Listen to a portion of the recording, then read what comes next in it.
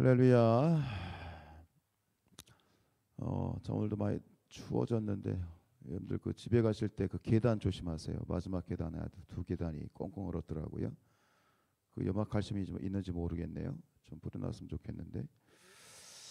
자, 드디어 이제 열왕기상 1장 시작을 했는데 이제 이 열왕기상 그 앞에서 우리가 사무엘을 지나서 열왕기상 이렇게 구분이 되어 있는데 그 원본에 보면 사실 요 구분이 없는 원본이 있어요.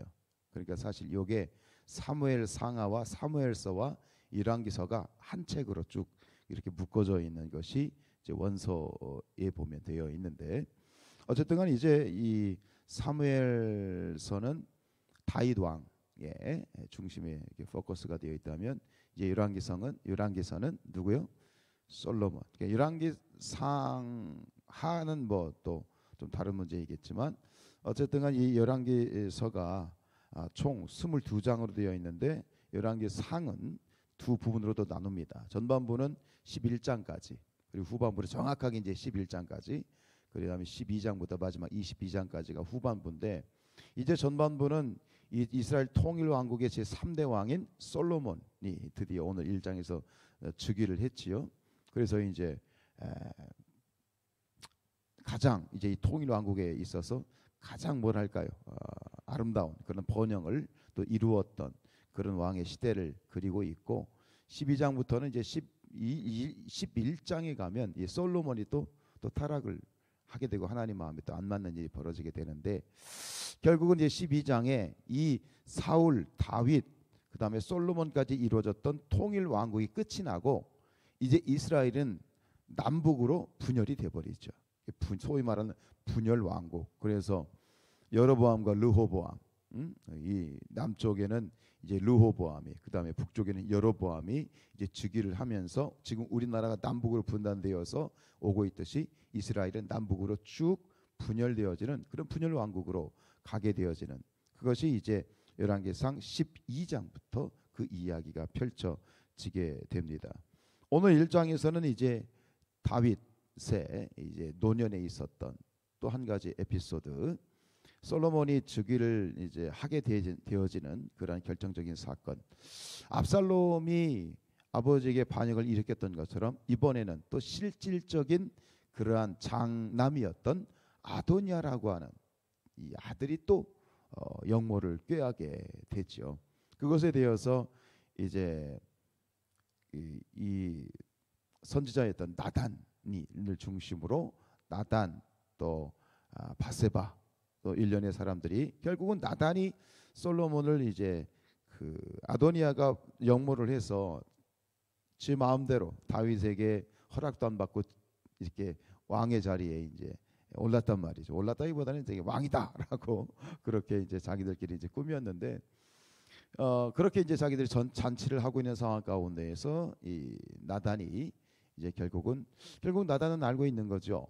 다윗을 이어서 이스라엘의 왕이 될 사람은 누구다? 하나님께서 누구를 점쳤다?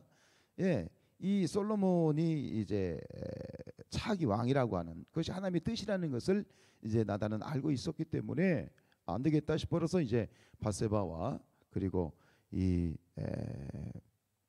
일련의 분하야, 경호대장이었던 분하야 그리고 제사장 사독과 함께 솔로몬을 이제 왕으로 정식으로 추대를 하는데 이렇게 이제 헌신을 하게 되고 결국 솔로몬이 이제 왕으로 즉위를 하는 내용이 오늘 1장인데 여기서 보면은 이제 이 그 아도니아가 왕으로 즉위를 했을 때는 이게 문제가 또 달라요. 왜냐하면 당시에 그 다윗의 오른팔 역할을 했던 군대 장관 누구죠?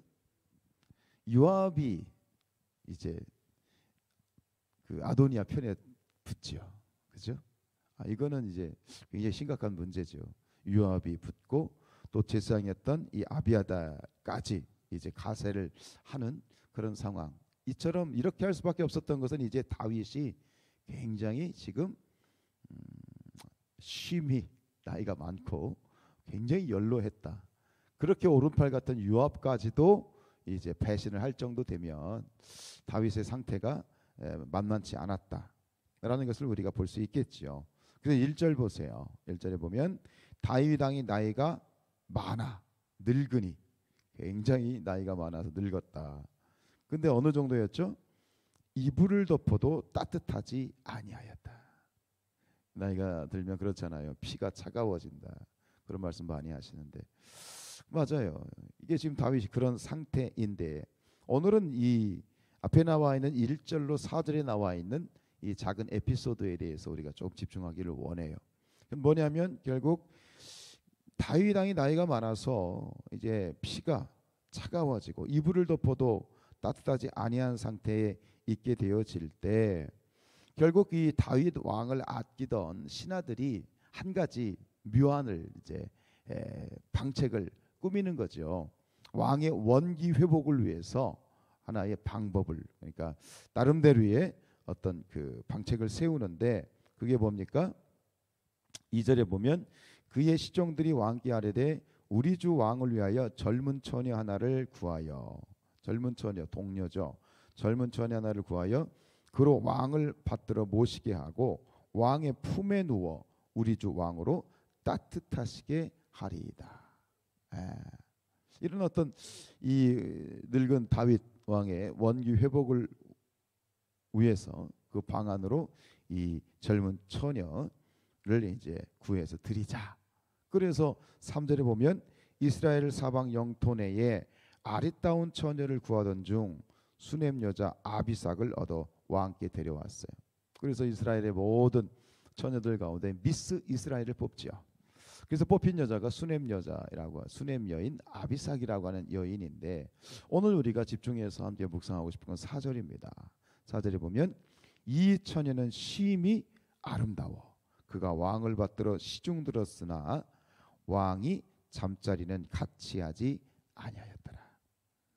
여기서 심이란 말은 뭐냐면 극단적으로 셀 수 없이, 형용할 수 없이, 우리가 흔히 소위 말하는 입이 떡 벌어지게 엄청난 절세 미인이었다.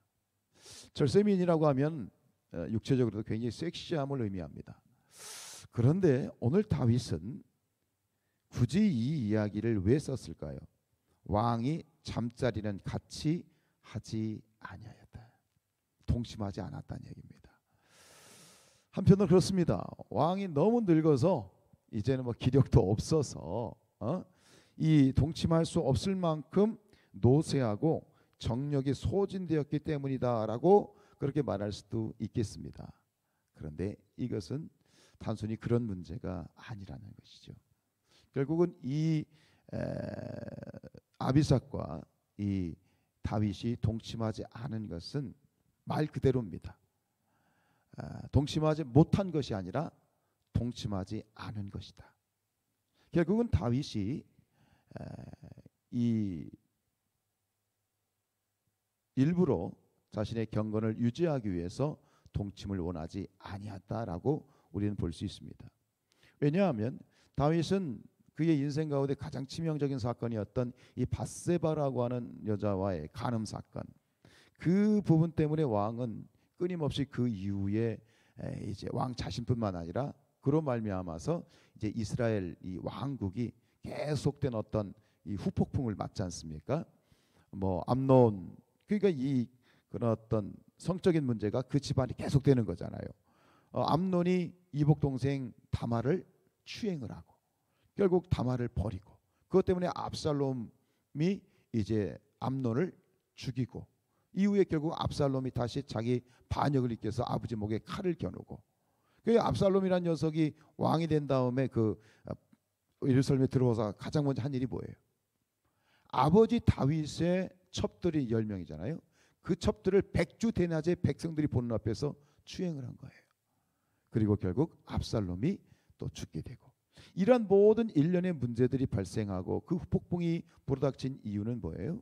결국은 다윗의 간음 문제였어요. 결국 그때 다윗은 하나님 앞에 철저히 회개하면서 자기가 고백했던 그 회개에 대해서 책임을 진 거예요. 책임을 졌다는 것이 아니라 그 회개를 끝까지 지켰다는 얘기입니다. 그때 했던 기도가 뭡니까? 나를 주 앞에서 쫓아내지 마시고, 그리고 원했어요. 기도했어요. 주의 성령을 내게서 거두지 마십시오. 그가 하나님 앞에서 그런 데 성적인 죄에 대해서 다시는 내가 이러한 일을 행하지 않겠습니다. 하나님 도와주십시오. 끝까지 그가 그 경건을 유지할 수 있었던 이유는 뭐냐? 바로 성령의 도움을 받았기 때문이고 성령을 의지했기 때문입니다. 이 부분을 오늘 우리가 묵상 가운데서 놓치지 말아야 되겠죠. 다윗은 철저히 회개했습니다. 말로만 회개한 것이 아니라 자신의 회개에 대해서 회개한 삶을 지켜 나갔어요. 우리가 회개합니다. 많은 죄를 짓고 또 실수도 하지만 그 죄와 실수 가운데서 우리도 회개하지요. 근데 회개하는 것을 참 지킨다는 것, 끝까지 지킨다는 것은 또 다른 문제인 것 같습니다. 그러나 결국 오늘 다윗을 통해서 다시 한번 하나님께 기도하고 간구하고 도움을 구하는 것은 하나님 도와주십시오. 철저히 기도할 것은 성령님 나를 도와주십시오 라고 기도하면서 우리가 우리의 삶을 또 우리의 회개에 합당한 삶을 지켜나갈 수 있는 그런 저와 여러분들의 삶이 될 수 있기를 주님의 이름으로 축원드립니다. 기도하겠습니다.